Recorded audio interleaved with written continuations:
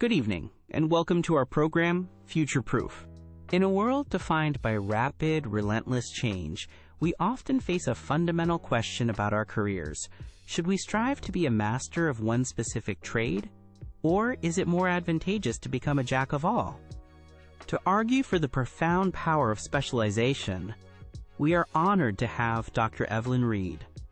As a distinguished neuroscientist, her career is a testament to the incredible breakthroughs that arise from years of dedicated, focused research.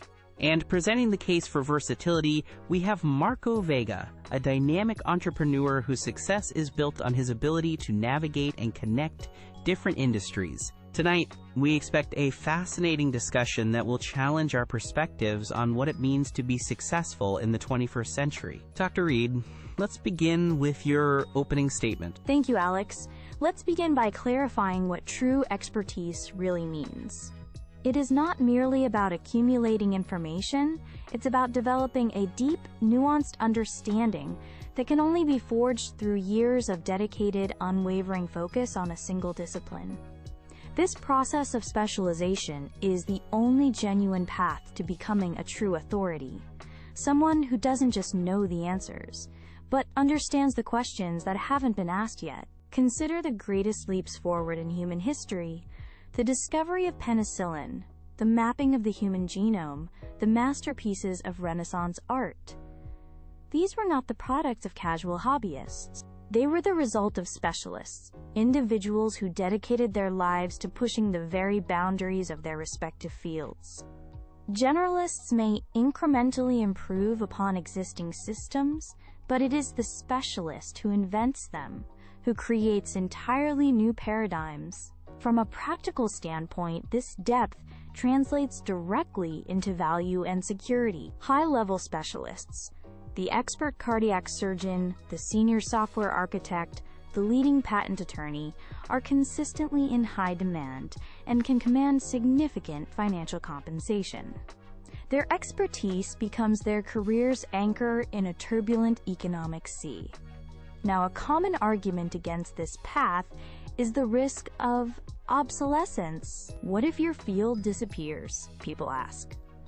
But I argue that genuine foundational expertise is remarkably resilient. A deep understanding of core principles is not easily made redundant. Instead, it evolves.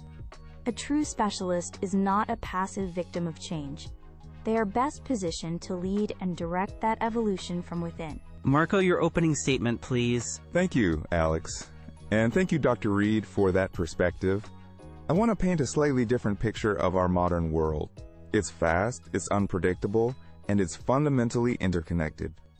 In this kind of environment, the single most valuable asset is not depth in one siloed skill, but the agility to adapt and pivot. A diverse skill set isn't just a collection of hobbies. It's a survival kit for the modern professional. Dr. Reed spoke of invention, and I agree it's crucial. But where does much of modern innovation come from? It comes from synthesis. It happens at the intersections of different fields. A generalist who understands coding, user-centered design, and storytelling can connect those dots to create a groundbreaking app. A specialist in any one of those areas might miss the bigger picture.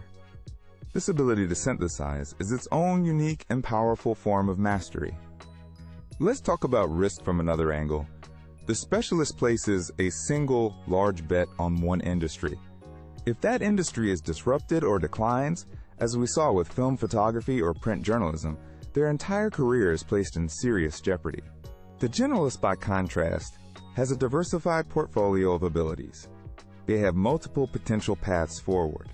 They can transition between roles, move between industries, or create their own opportunities by combining their skills into a unique new venture. We need to retire that old, dismissive cliche, a jack of all trades, master of none. A modern generalist isn't a master of none. They are a master of learning. Their core expertise is the process of acquiring new skills quickly and applying them effectively.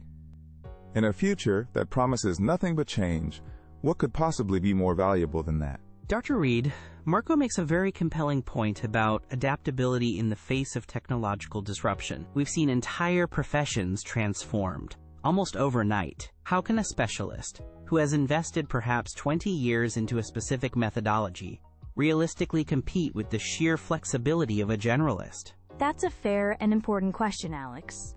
However, it rests on a slight misconception of what a specialist's knowledge entails. True expertise isn't just about mastering a specific tool or a rigid methodology.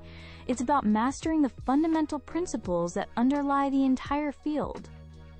A deep well of critical thinking and complex problem-solving skills is highly transferable. For instance, a chemical engineer whose industry is upended by a new material doesn't lose their understanding of thermodynamics or process control. It is far easier for that expert to learn a new software within their domain than it is for a generalist to suddenly acquire the decade of foundational knowledge required to solve a complex engineering problem. The specialist adapts the new tool to their deep knowledge, while the generalist is often just learning the tool's surface-level functions. Marco, turning to you. Dr. Reed's argument for the necessity of deep mastery is powerful. Is there not a significant danger that a team composed primarily of generalists will only ever scratch the surface of a problem? Can a group of people with broad but shallow knowledge truly build something as complex as a new medical diagnostic tool without the profound knowledge of dedicated specialists? Absolutely not. And I believe this is where our perspectives can actually converge. I'm not advocating for a world without specialists. That would be absurd. Specialists are absolutely crucial. They're the ones who can build the engine, write the flawless code, or conduct the rigorous scientific experiment. The generalist role, however, is often that of the architect, the leader, or the systems integrator. The generalist is the one who ensures that the brilliant engine actually fits into a car that people want to buy. They provide the context. They ask, who is this for? What problem are we solving? How do all these specialized parts work together to create a cohesive, valuable whole? The most effective teams are a blend. Specialists to create the powerful components, and generalists to provide the vision and ensure those components unite to meet a real-world need. This brings up a fascinating point about team dynamics. Looking at the next generation entering the workforce, what should our advice be? Dr. Reed, should they be pushed to choose a single path early and stick to it? I believe they should be encouraged to find a domain that genuinely fascinates them, and then be given the resources to pursue it with rigor. Passion fuels the dedication required for mastery. We should celebrate depth and the pursuit of excellence in a chosen field. And Marco, your perspective on advising the next generation? I would say we should advise them to build a T-shaped profile. Gain deep expertise in one core area. That's the vertical bar of the T, but also cultivate a broad set of skills and interests across other domains. That's the horizontal bar. This combination gives them both the depth to be credible and the breadth to be adaptable and innovative. It's the best of both worlds. Excellent points from both of you. As we near the end of our time, I'd like to ask for your closing statements. Dr. Reed? To conclude, while a breadth of knowledge is certainly useful for navigating the world, it is the depth of knowledge that changes it. True, lasting progress, the kind that improves lives and expands our understanding, is built upon the solid foundation of expertise. The personal satisfaction and societal value that come from dedicating yourself to mastering a craft are immense.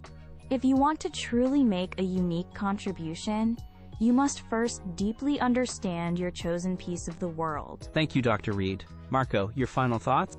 The future is, by its very nature, uncertain. The most robust preparation for that uncertainty is not to place all your bets on a single skill that could be automated or outsourced tomorrow. It is to build a personal portfolio of diverse skills and experiences. The most important skill you can develop for the coming decades is the skill of learning new skills. My final advice is this: stay curious, be relentlessly flexible, and be ready for absolutely anything. Dr. Evelyn Reed, Marco Vega, thank you both for an incredibly stimulating and insightful debate. You've presented us with a powerful tension: the deep security of focused mastery versus the flexible resilience of broad versatility. As we all move forward in shaping our own careers, it leaves us with a final question to ponder. Are you building a fortress or a vessel? Thank you for joining Future Proof. Good evening.